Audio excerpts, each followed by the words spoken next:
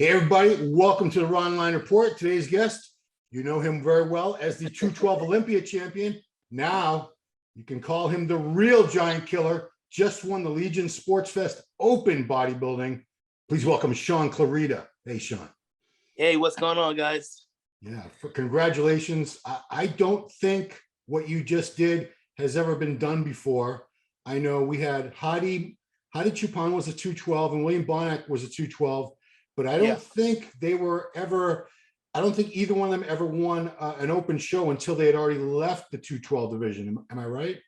Oh, I didn't even think about that, to be honest with you. Yeah, no. Wow, it's I didn't realize that. So I think that I know Jose's done an open show, Flex has done an open show, Guy Ashistinino has done an open show.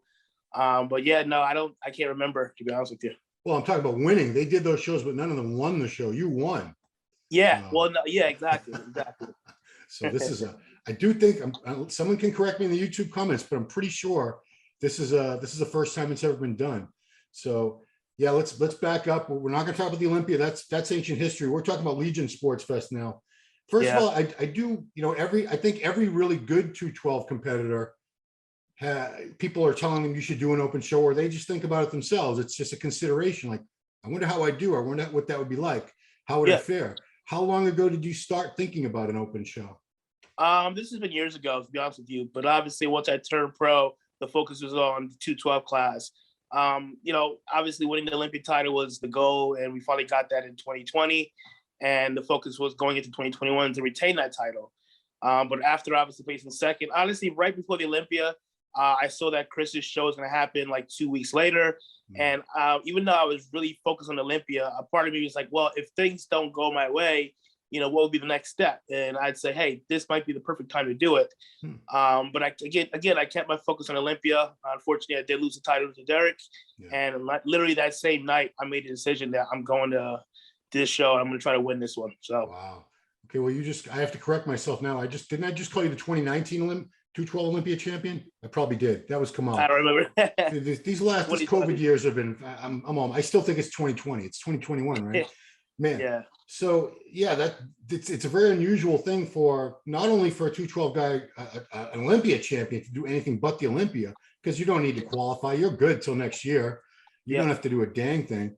But was the fact that it was just so close that you're already in shape, did that make it that much more feasible for you?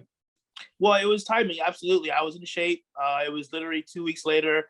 I had done Chris's show before in the past, and I loved the way he ran the show, how smooth it was. And a part of me felt like, hey, I won this show as a 212 guy in 2018. Imagine going back and winning it as an open guy, my debut. And that's exactly what happened. Yeah. So, you've been calling yourself the giant killer for a while now. And I think, I'm trying to think of all the other giant killers. So we had Danny Padilla was the first one. I think he's the first one that came up with that nickname.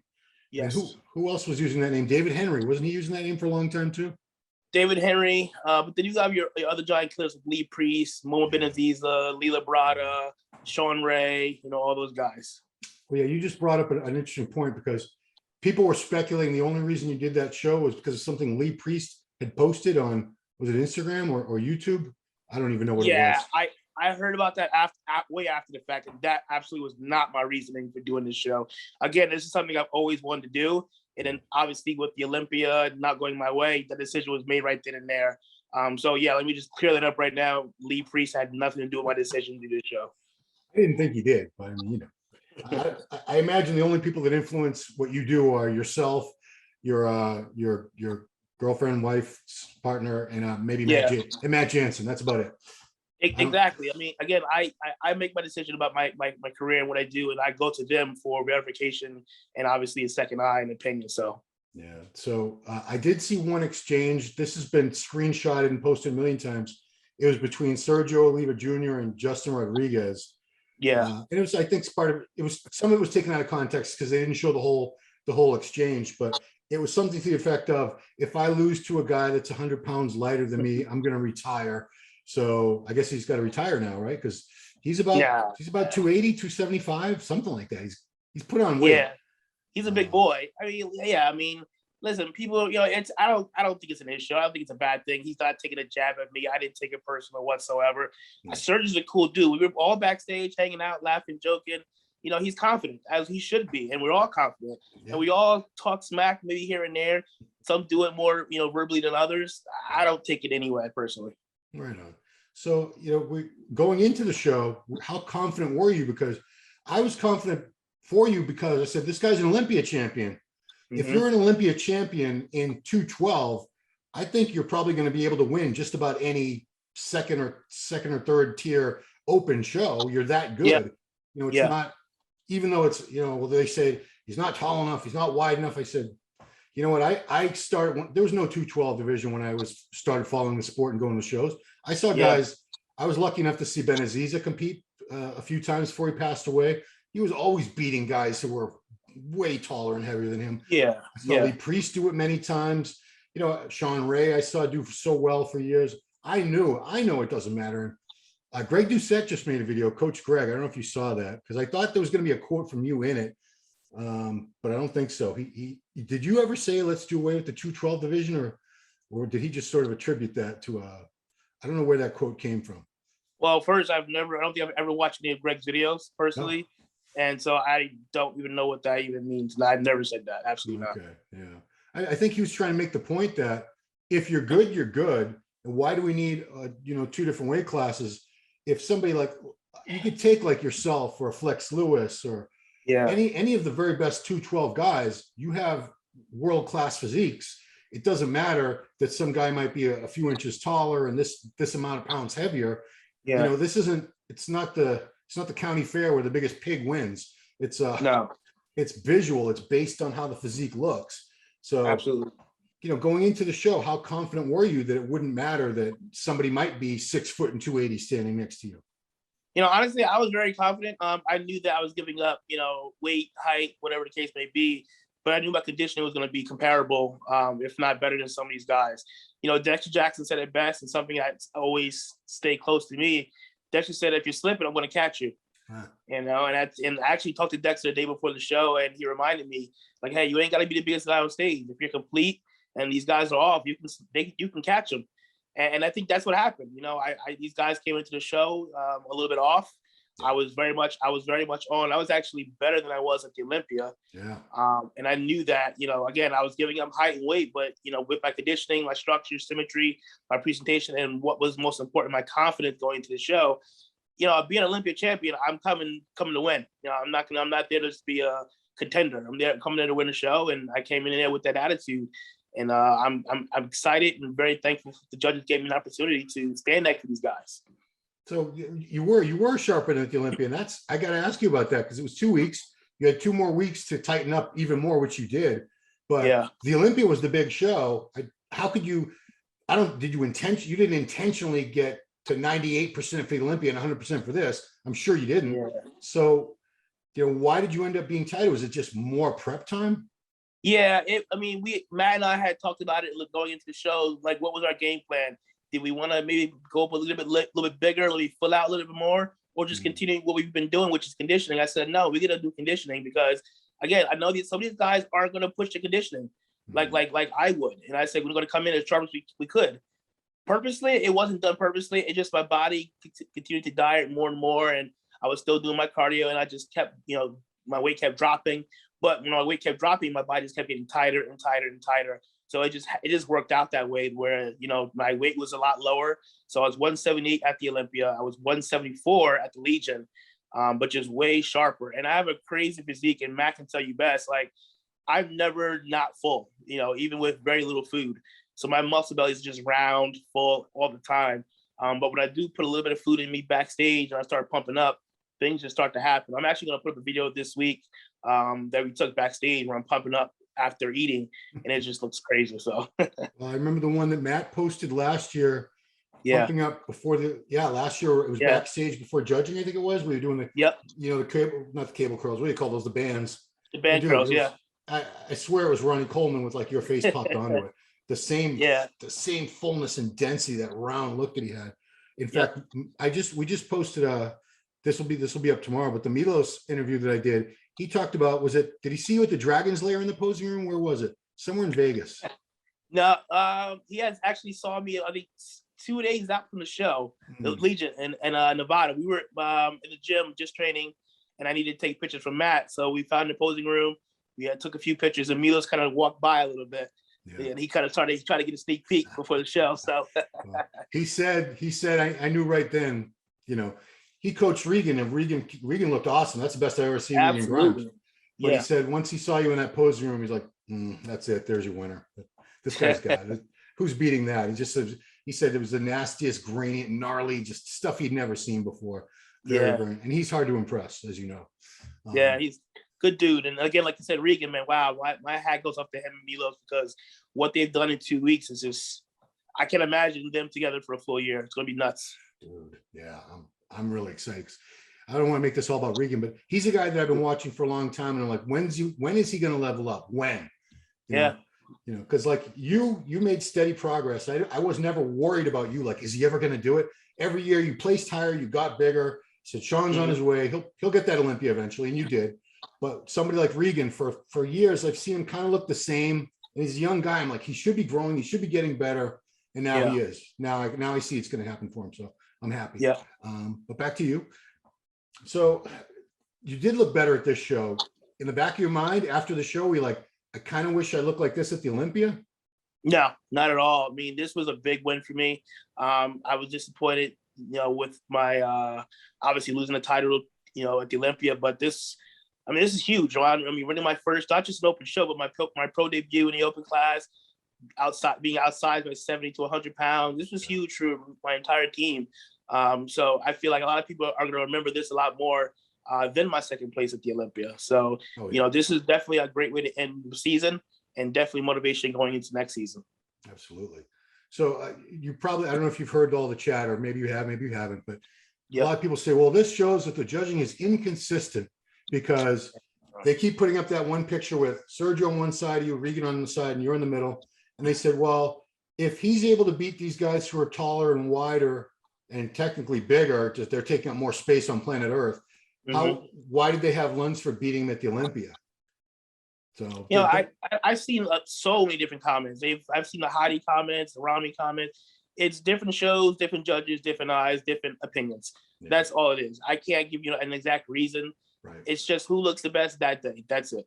Yeah. I mean, I responded to somebody, and I think they fired back at me, but I said exactly what you said. Every show is different. You have different judges, and every judge has his or her own ideals and standards.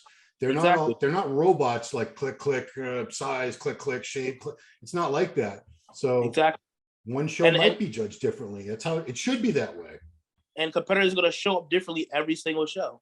Yeah. So we're not robots. There's not one set standard way to pose or judge someone. Yeah.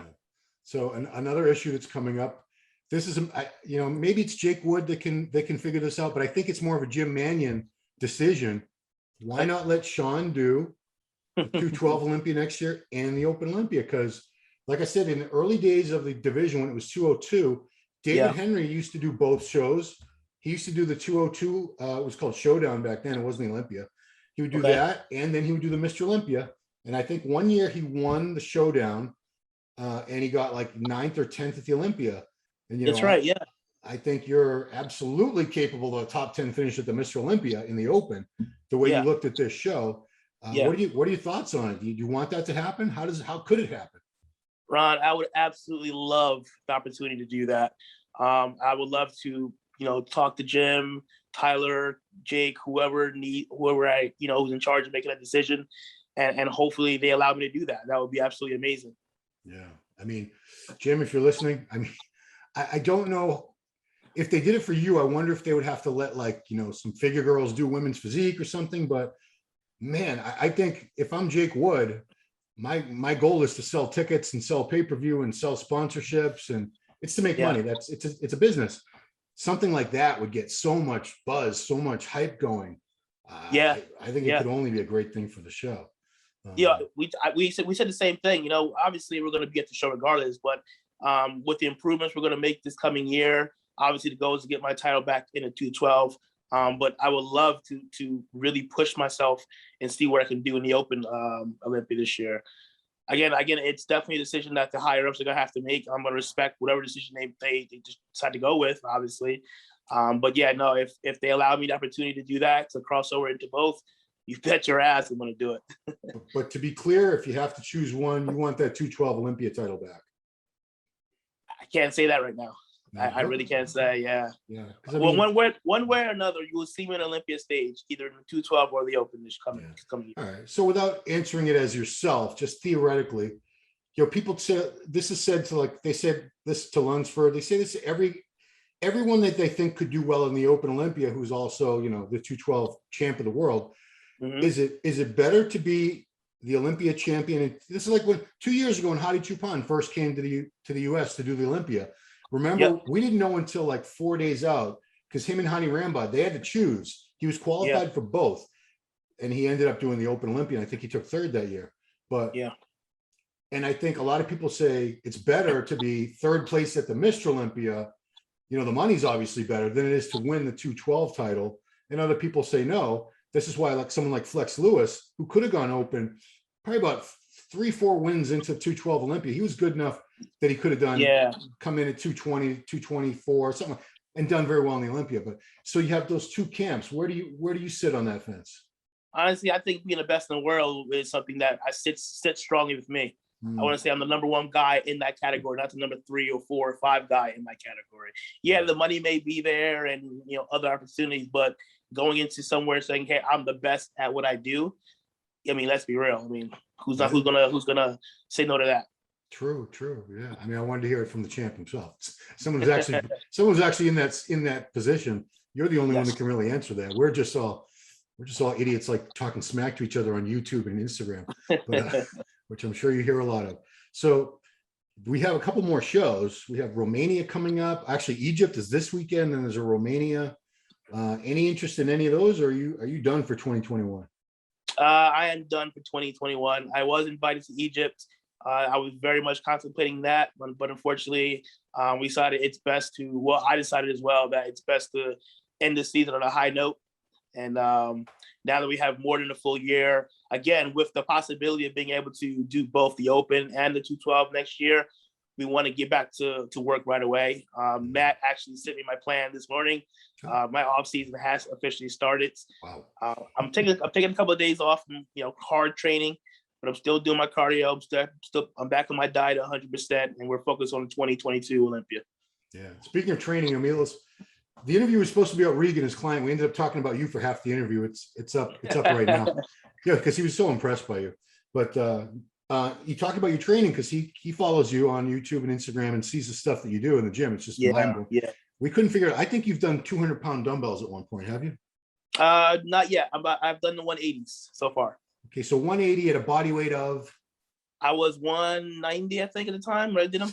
So who does that? That'd be like that'd be like a 250-pound guy doing a 240-pound dumbbells in each hand. And I was 6 weeks out, I think, from Olympia this year, and I did that. So I was fully dieted down, pretty close to the show. So So while Milos is very much in admiration of your strength and your intensity and your work ethic is undeniable, he's worried about. He's concerned. Okay, show a little fatherly concern as we're older. He hopes that maybe you'll cycle your training throughout the year so you're not banging up your joints all year long. You seem like you're holding together pretty well. I don't see any tears. You still move very well. I can tell watching somebody pose if they have like shoulder issues. Because it shows. It's hard to hit certain poses. So everything right now seems like it's good on you. Am I right? Everything's great. I have to give credit to both my deep tissue massage guy and my Graston guy. Peter does my Graston and cupping, and my man Big John is my deep tissue guy. I get work done 2 to 3 times a week with them. And on top of that, I'm very wise when it comes to training. I do understand my body is older and it doesn't respond the way it used to as far as recovery. But Ron, listen, if I feel good as I'm going through the motion and I feel like I can push the 180s, 200, I'm going to go for it. And again, you've seen my body progress over the years, and that's simply due to the way I train. Yeah, and I got to throw this out there in case anyone out there gets any wise ideas. Shaun's form, very, very, the technique is right on. I never see you heave. I don't see you going out of the track of motion. Nothing. You're always in control of the weight, which you could go even heavier if you loosened up your form. And I've never seen you do that. So you do train very hard and crazy heavy, but smart. Yeah, no, I can definitely if I wanted to get to 200s and kind of do that half rep stuff, but that's when you get the injuries and stuff. So again, I'm not in the gym to show off or impress anybody. I'm in there to do my job, and that's it. Okay. So, you've been told 1,000 times you're already maxed out. You can't get any bigger than this. You're all done. But tell me what every year. I know. Every year, Ron. So I don't believe it. I see you get bigger every year. So until a few years go by and you don't change, then I say maybe he is maxed out, but nope. So what's the plan? Is it more size? Is it specific areas you're going to be working on? Yeah, definitely more size. The one area Matt and I have discussed and that I really haven't pushed hard on was the food. As someone who's a former wrestler, eating 2-3 meals a day is something I'm used to. But now that obviously I'm competing, trying to get bigger every year, I have really had to push that food a lot more. So that's why we're starting my diet now. This way my body can kind of just grow into next year. So we definitely will put some size on. I was 178 at the Olympia. I'm looking to hopefully be closer to 185, 190 at the Olympia next year. Wow. So that means I'm really going to push my off season much higher than I've ever pushed before. Again, we're very much aware of my stomach control. I'm not worried about distension. I'm not worried about losing my conditioning, my structure, blowing myself out. Again, guys, I've been doing this almost 17 years. I know my body very much. I know when to push and when to pull back. And I have a great team around me, great support to help allow me and keep me on track. So, again, every year is about, progressing, getting better and improving. I always say I want to put on 8 to 10 pounds of muscle. If it happens, great. If not, no big deal. I just know I'm going to be improved and everything's going to be better. As far as body parts, absolutely. I want to definitely increase my chest. That's an area that's always been a weak body part for me. I think simply because my shoulders are so dominant, my chest just looks smaller. Yeah. So that's going to be a focus this year, along with hamstrings, glutes, and calves. Your back is done. You don't need it. Your back's all set. Trust me. I mean, wow. It's not done. It's not done, but we'll definitely keep working. I'm saying, your back shots are one thing, but you can really tell when someone's just like walking off stage and not even flexing when you see all these giant lumps just moving around, and that's what your back looks like now. I got to clear up this thing. First, let's go back to the meal thing. Does that mean, you say because you do come from that wrestling background and you always had to typically would have to get down to some ridiculous weight. I think you're probably in like the 112 class or something in high school. Do you normally, are there times of the year where you do only eat like 3 times a day like a normal person? No, I mean, I try to get 5 meals in, Ron, but again, I work try. It's like sometimes you just don't feel like getting up, or I just don't want to get that meal down. Okay. But again, I try to get the 5 meals in, but this year I'm really going to push it to 7-8 meals this year, and get those extra calories in. So that means if that means waking up in the middle of the night, having my shake next to the bed, so be it. So when you talk 8 meals, we're talking like 8 solid meals, or like maybe 5 meals and 3 shakes? I would say 6 solid meals, 2 shakes. Okay, because when people try to say I eat 10 meals a day, I say if you ate 10 solid meals a day, and your food takes 2 hours to digest minimum, do you not sleep, or do you wake up every hour to eat? That doesn't make any sense. That doesn't make sense. All right, the thing I do want you to clear up, because I've been arguing with people about how tall you are. It doesn't matter. Okay. You're not in classic. There's not you don't have to be a certain weight, but I think I've heard everything from 5. I think you're 5'1" or 5'2", one or the other. But what do you say? 5'2". Okay, because you'd be bigger if you were shorter. You realize that, right? I mean, we can go 4'10", but Well, that was Flavio. Remember him? Yeah. Yes. Yeah. And yes, Flavio wasn't. He was great, but he wasn't slaying any giants in his day. Yeah. Did you ever see the pose down with him and Ferrigno at the '93 Olympia? I think I've seen pictures of it. Oh, yes. God, it was the most epic. One of my favorite moments of all the years. Any show I've ever been to, the crowd was just going nuts. But we're going to be seeing. I hope you do another open show next year, maybe even if you win the Olympia again, if you get your title back next year, I would still love to see you do another open show, either before the Olympia, after, just because it makes it so much more exciting. Because 212 and open, you're all bodybuilders. It's all the same. Yeah. And you can't. You're old enough to remember when there was none of that lightweight division stuff. Well, exactly. I almost didn't even know that we had classes when I started competing back then. I knew that I would be a good bodybuilder, whether it was open or not. But no, for sure. This will not be my last open show. Good. For sure. Thank you.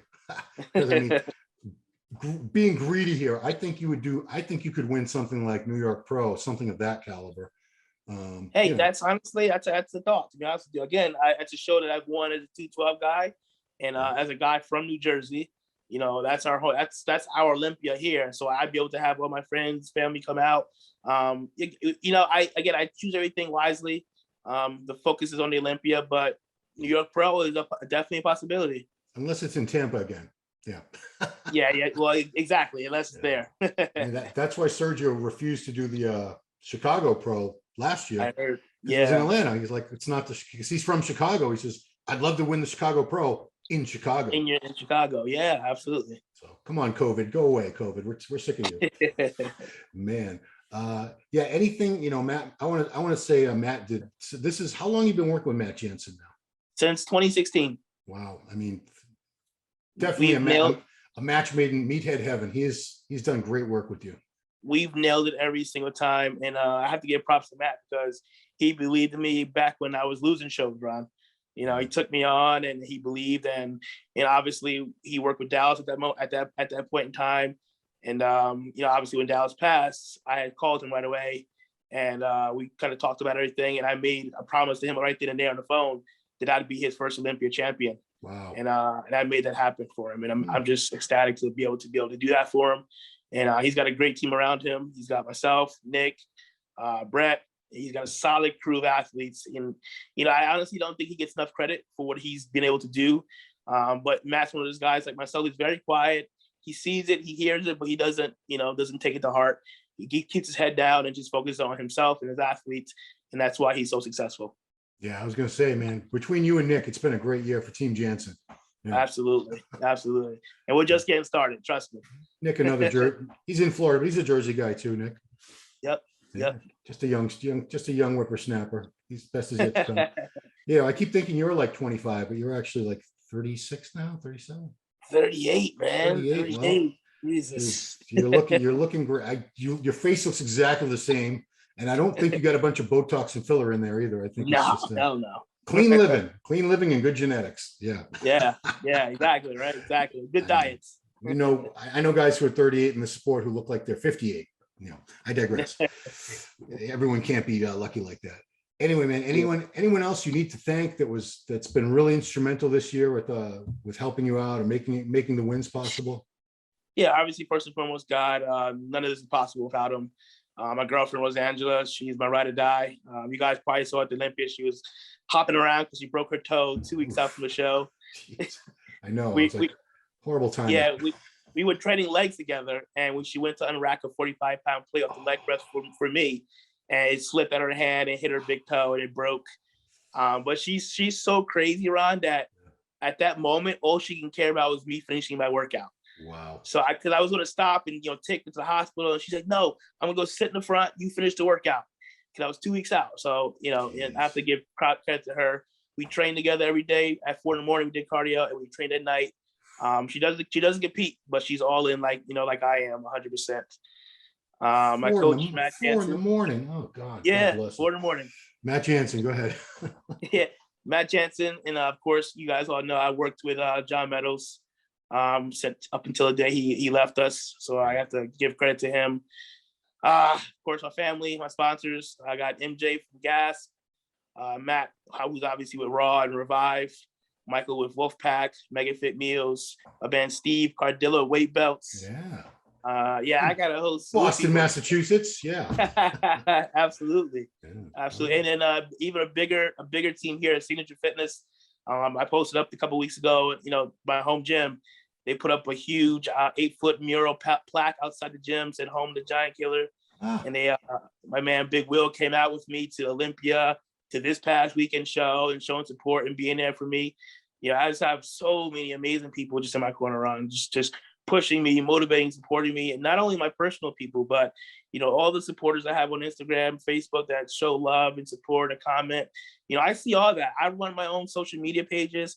I see the messages. I wish I can sit down and write to each and every one of them, but just if you guys are watching this, please know that I see it all. I appreciate it, and I truly, from my heart, thank each and every one of you. Yeah, I mean, guys, when someone like this, how many followers do you have on Instagram now?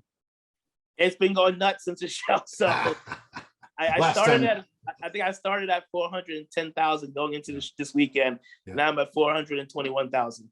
so guys, if he doesn't answer your DMs, don't take it personally. I'm sure he's Please getting don't. a couple thousand of those a day, and Yeah. no human being could keep up with that. You need like a team or something. So Yeah. you said it all. Well, Shaun, man, congratulations. I do think this is a historic feat that you accomplished in Reno this past weekend. It's exciting because we don't see things that haven't been done before in this sport very often. Like Yeah. Cutler got his Olympia title back in 2009. Mm-hmm. Yeah, that was something I'm still waiting to see that happen again. I think that will happen again. Someone will get there. You could be that. That could be you at the end. Exactly. So there's a goal for next year. Well, you have it on. Yep. So yeah, cool, man. So keep doing what you're doing, inspiring everybody. And you're just a hard worker, a good guy, and I wish you all the success. Thank you, Ron. Again, you've definitely been a supporter of my entire career. You know, even back when the Strongest Shape party we had back in the day when I first met you guys. 2009. Wow. Yeah, you and Jose both believed in me and kind of forced me to go into the nationals to get that pro card. So thank you. Oh, you're welcome. I mean, Jose's like me. If we see someone who's that good, we want to make sure they know, because there's a lot of people out there who are delusional and they're horrible and they think they're great. And then there's people like you that have so much potential and they don't see it.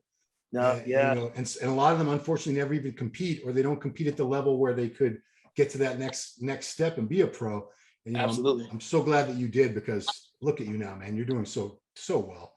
Yeah. Thank wow. you. The way you look now versus the way you looked when I met you, it's crazy.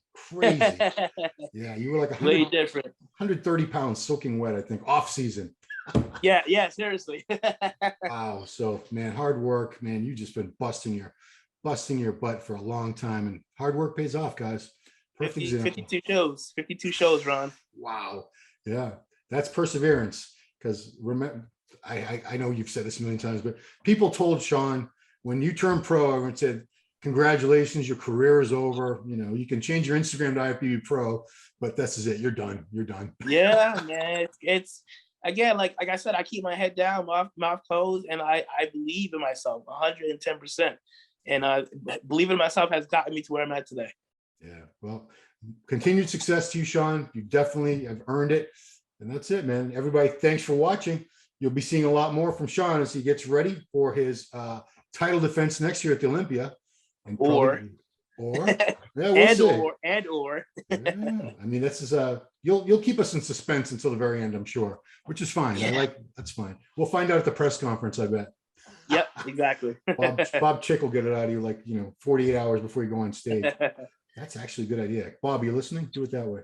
All right, cool. All right, thanks everybody for watching. We'll see you next time.